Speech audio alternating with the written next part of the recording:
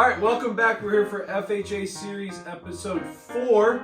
I've got with us Justin Rushlow and Ramona Chapman and myself, Matt Medrano, to talk all things FHA and specifically appraisals. Okay, let's dive in. The public's favorite topic. Realtors' favorite topic. It is a stressful component of the mortgaging process. It can be. It's one thing that everybody is always really concerned about, but if you understand what the appraisal is doing and what they are, and understand that they're really looking out for you and the bank to make sure that this is a solid deal, that you're not overpaying for the property, and really understand what an appraisal is, and then how an FHA appraisal differs from other appraisals, then it's not as scary as it sounds. So there's a lot of horror stories of people getting tripped up by the appraisal, but I think it really comes from a lack of education or not knowing what you're getting into when you get into the appraisal process. Exactly. You're really only hearing the horror stories, right? I mean, of course. When's the last time you heard about that appraisal that came in $40,000 over asking price, or just right at your asking price? Probably don't hear about that too much. Of course. Right. So on that front, Ramona, why don't you start us off with what an appraisal is and how that differs from what's commonly confused with a home inspection? This is a question we get asked a lot because both of which are something you as the home buyer pay for. An appraisal is something that is required by your lender, by your bank, by your broker. So it is a requirement to get your house, and it is a non-negotiable. You must get an appraisal. So you're saying I can't say no to the appraisal? Not at all. It is a must, and I'll dive in why.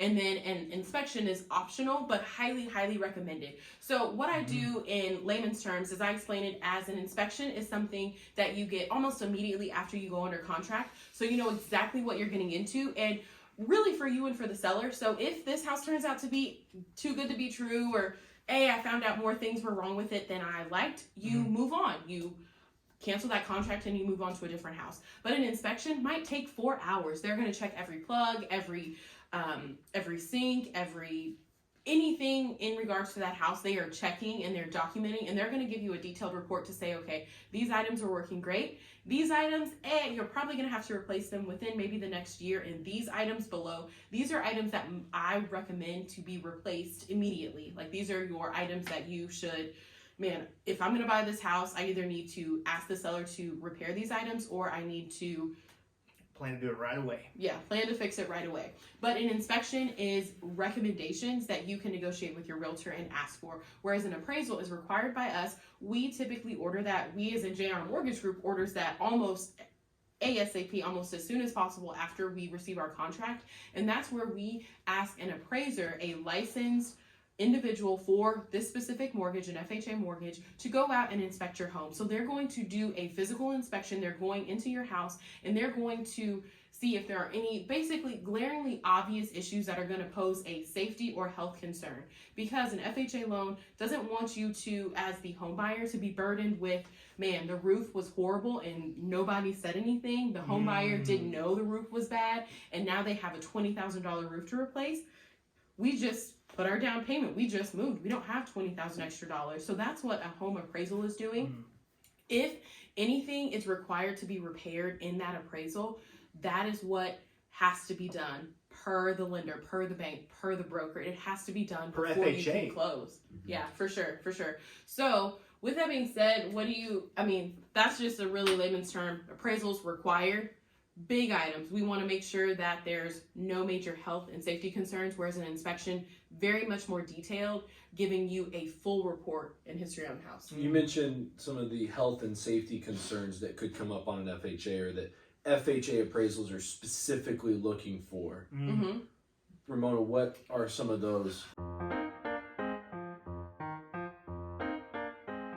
That'd be a smoke detector. What? Chip peeling paint. What? Negative drainage. What? Handrails. What? Mold. What? GFIC outlets. What? Okay.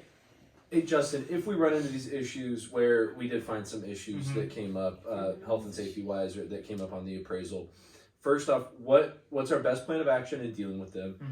And what may be some of the caveats that we face as we go to close the loan or we move towards closing? Yeah, so there's a couple steps here that we would want to take in increasingly difficult, or increasing difficulty here. So the easiest way, from the buyer's perspective, right? We're not representing the seller. Our interests are with our buyers. Easiest way is to have the seller pay for these things and do them themselves before closing, right? That's the easiest way to do it. At that point, we only need to send the appraiser back out there to re-inspect the property to ensure that those items have been completed. Check that box. It does cost the client an extra fee, which is kind of a bummer, but that is what it is. We got to pay the appraisers for their time, right? That's best case scenario. Probably option 1B would be, hey, sellers agreeing to do these things, but the buyer's got to chip in and pay for it a little bit, right? That may be something that you negotiated with the seller when these appraiser comments were provided, right? Option 2 may be what's called an escrow holdback. So what an escrow holdback is hey, we got $1,000 worth of work, contractors backed up, we can't get out to the property to get these done prior to our closing. Some lenders will allow what's called an escrow holdback, where they'll say, hey, okay, it's going to cost us $1,000 to get these jobs done. We got a contractor bid stating as such.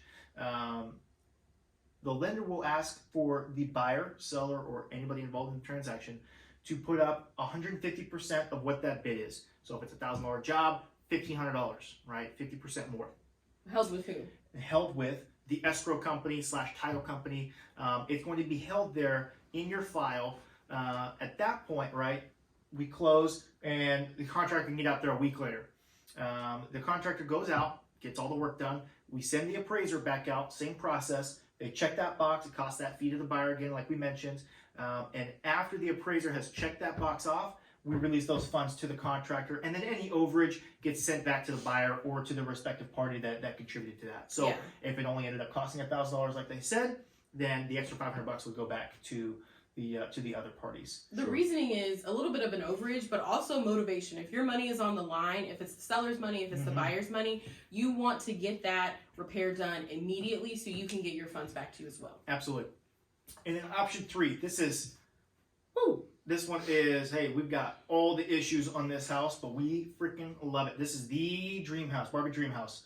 And we want to get this house no matter what. Let's just say it's got a bill of $30,000 to get something done. It's kind of a fixer-upper, right? But we like it. We have to go FHA for our particular situation. We can switch mid-process to what's called an FHA 203K. A lot of times your realtors will know, hey, this house is going to need some work. It's not going to pass an FHA appraisal. Maybe we need to look at a rehab loan, renovation loan. They all kind of have the same wording interchangeably. So we would do what's called an FHA 203K loan. It allows us to finance a portion of the repairs, 96.5%, which is the loan to value requirement. And those repairs are allowed to be done and actually required to be done after closing. So if it's a $30,000 job, very similar thing, right? We would want a certain amount of reserves held aside within the renovation for our budget. After closing, at that point, contractors go out and ensure that everything gets done the way it's supposed to get done. Appraiser goes back out and checks that box and makes sure that everything was completed per the FHA appraisal. We give them the plans, we give them the specs of what you're looking to do when they do the first appraisal, so we know, hey, they're gonna put $30,000 worth of work. The house is worth $100 right now, but if they put $30,000 in, maybe it's worth $150, right? So they're gonna get a little bit of equity spread there. We're gonna have the appraiser appraise it as if all that work had been done. So it's a little bit more fluid, a little bit more, nuanced, and having a good loan officer kind of walk you through that process is gonna be crucial.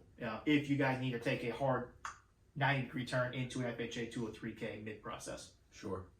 So that kind of wraps up everything that we could talk about on appraisals and how to navigate them, what they are, the things that could pop up with them. One of the next things we'll cover in the next episode, or one of the things we'll cover in the next episode is closing costs. Ooh, everybody's favorite. It's a big bundle of what gets wrapped up into that. Yeah. One thing to note on the appraisals that we were talking about here is that although we are ordering it as lenders and brokers and bankers of all kinds, we are not tied to the appraiser. We are completely independent of the appraiser. The appraiser is a disinterested third party, so I just wanted to mention that. But thanks, guys, for watching. Don't forget to like, comment, subscribe. Tune in for next week's episode, and we'll go farther deeper into FHA loans.